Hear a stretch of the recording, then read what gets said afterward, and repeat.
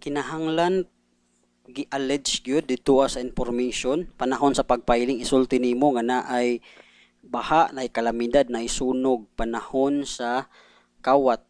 Unya nag-take advantage ang kadtong kawatan ana nga mga circumstance. So dapat nakabutang na at the very stage of filing the information. Kung wala, dito ra nimo gisulti nga naay baha, dito ra naay baha, naay sunog, dito na sa unahan, so di na siya ma-appreciate as qualified. Mahimo lang siyang aggravating sama sa number 7. So kung gusto ka nga ma-elevate into higher or ma-aggravate ang iyahang silot, isulti nimo daan sa sugod sa imong pag-file og complaint nga ang kining disaster nag-occur o nga take advantage siya. Sunod, example. Unsa may example sa calamity or misfortune? Base sa statutory construction or pag-interpret sa mga balaod, dapat pareho siya og magnitude, pareho siya og kining kakusgon sa usa ka sunog, sa shipwreck kanang nablunod nga barko, linog or epidemya. Ang example is Mount Mayon eruption. While ang mga tao ng dagan sila kay kuan ning buto.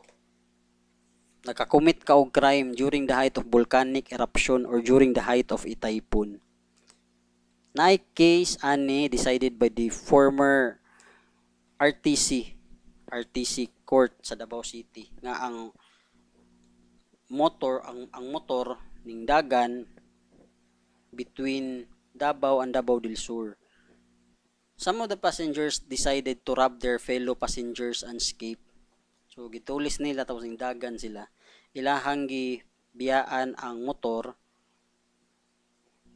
launch, human nila ni gitulis. Ang ilahang mga co-passenger niya napud sila gipangpatay nga pasahero. Nakonbikto sila sa Davao City ug ang judge niingon nga ang krimen daw kuno was aggravated by paragraph 7 because it was committed on the occasion of misfortune. So what is misfortune? That the motor launch was left just floating out there in the sea. So motor launch, kuan dinhi kanang bangka. May bangka nga dako. Pag-abot sa Supreme Court, naglalis sila, nag-appeal, tapos niabot og Supreme Court. Ang court gi-reject sa application of the aggravating circumstance because ang misfortune daw kuno contemplated by law is not that which will affect only a small number of people in the motor launch. Dapat pareho siya og magnitude sama sa nalunod nga barko na ay earthquake involves a lot of people in a water area rather than people who were stuck in a motor launch bangka. So dapat pareho siya og magnitude nga daghan tao nga apektado dili lang kay gamay ra. Mao na para sa number 7. Number 8. That the crime be committed with the aid of armed men or person who ensure or afford impunity. Aid of armed men. Ang pangutana, unsaon nimo pag-distinguish, unsaon nimo pag-differentiate ning provision dito sa committed by a band? There are also some armed men. Kining 8. Pero dito sa band, there should be 4 or more armed men. Pananglitan na ay 2 or 3 ka tao. 3 lang ang kuan ay armed dire. Then it falls under paragraph 8 when the crime is committed with the aid of armed men.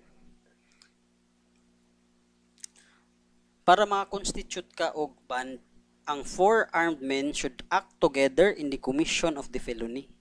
Dapat nagsabot sila pareho ilang kuan execution, meaning their participation was direct and they should have acted together. Pero diri sa number 8, it is not necessary nga na ang armed men acted directly in the commission of the felony. Enough na a crime be committed with the aid of armed men, meaning they acted indirectly, is sufficient. Bisan pag mag-una-una tong isa, So sufficient na to siya. Example, ang isa na commit og crime unya ning asa lang siya didto sa armen nga naa sa iyang likod para tabangan siya kung kinahanglanon. So meaning mas naisog ka kay na kay backup. Naisog ka nga commit sa crime kay na kay backup. Pero wala siya ni act directly, nara sa likod sila. So ang tawag sila mga accomplices. In this case, ang liability of the principal is aggravated by paragraph 8. Natay case na People versus Buela. Ang issue ani nga case is the aid of armed men aggravating if the three person were all armed under the same plan and with the same purpose? Aggravating ba daw kuno ang kanang tabangan ka sa mga armado kung ang tulo sa ilaha armed pero pareho mo same plan mo ug same inyong purpose nga buhato na. Ingon sa Korte Suprema, kung ang krimen na buhat sa tulo ka tawo nga armed tanan, ang aggravating circumstance of the crime having been committed with the aid of armed men were under Article 14, Paragraph 8 or the RPC cannot be appreciated in this case because if they acted with the same plan, kung pare-pareho man lang inyong plano o pareho ra mong purpose, meaning in order for it to be aggravated in this situation, their participation should be indirect rather than direct. What happens if the crime is committed by a band when 4 or 5 persons acted together? What happens to paragraph 8? So nakay-back up nga 4 or 5. Then that is already absorbed by a band.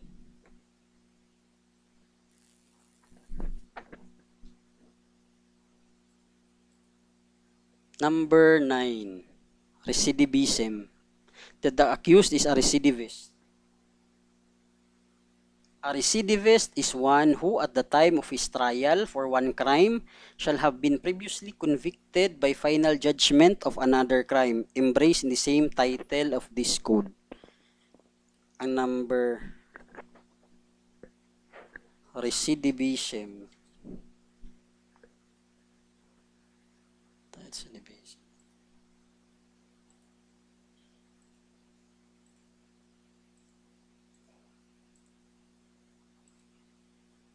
Kinsa man recidivist?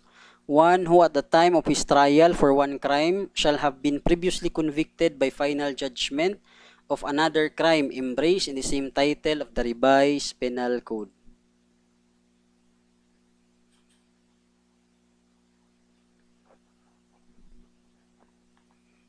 Pare-pareho pod ni siya dito sa reiterasyon sa number 10.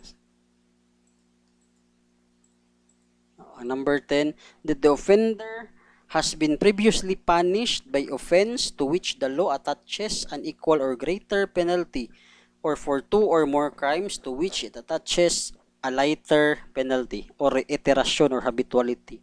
Pareho nga krimen iyang gibuhat.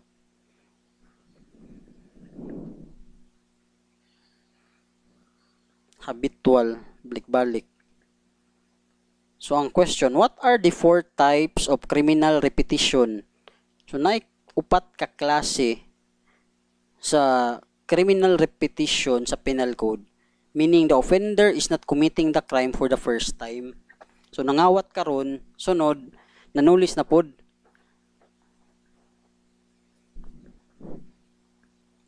So ang upat ka crimes ani is recidivism, ni nasa number 9. Kay number 10, habituality or reiteration. Number 3, habitual delinquency, multi-recidivism. Number 4 is quasi-recidivism. So, tulo ka klase. Muna yung upat ka repetitious offender.